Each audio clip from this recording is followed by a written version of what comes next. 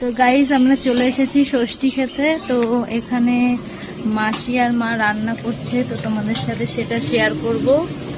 আর ভীষণ গরম পড়েছে, কি আর খাবো গরমে। দাঁড়াও তোমাদেরকে দেখাই কি কি মেনু আছে।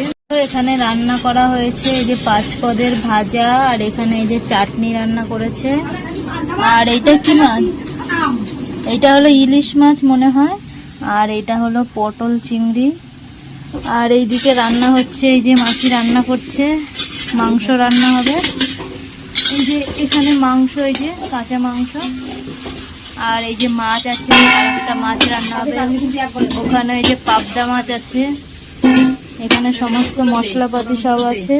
মা দেখাও, আমার মা রান্না করতে করতে কষ্ট হয়ে যাচ্ছে জামাইদের খাওয়াবে বলে। আর এইদিকে মাসি মাংস রান্নার জন্য আলুটা ভেজে নিল। এই যে আমার দিদি ষষ্ঠী খেতে এসেও কাজ করছে। আর এই যে আমার দিদির মেয়ে সাজুগুজুতে ব্যস্ত এখন। এই যে হাতে কি লাগিয়েছে। আর এই যে পাঁপড় ভাজা করে রেখেছে। আর এই যে আমি সমস্ত বাটি গিলাস এগুলো ধুয়ে রেখেছি, কারণ মায়ের ইচ্ছা, মা কাচের জিনিসে আজকে খেতে দেবে। আর এই যে সবাই রান্না করছে। মাসি রান্না করে কেমন লাগছে গরমে? গরম পড়ে নাই তো, ঠান্ডা।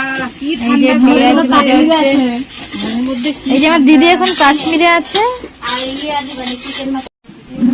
তো গাইজ এই যে আমি এখন আম খাচ্ছি। ষষ্ঠীতে এসে আমি তো খেতে হয়, তাই না? আর এই যে কি একটা ট্যান রিমুভ করার, কি এটা? ফেস প্যাক, ফেস প্যাক না বডি প্যাক না কি প্যাক জানি না, যে তৈরি করেছে। খেয়ে কাজ পাচ্ছে না। এই যে লেবু, আর এই যে কফি পাউডার, আর এই যে এখানে টক দই ছিল দিয়ে এটা কি তৈরি করেছে, ও খাবে এখন। খাবো না, ফর্সা হওয়ার নিনজা টেকনিক দেখুন সবাই। এই যে এটা ইউজ করে বলে ও এত ফর্সা। না প্রথমবার লাগাচ্ছি।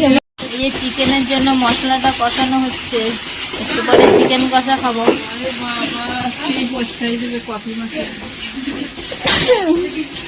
আমার মাসির কষ্ট হয়ে গেছে রান্না করতে করতে।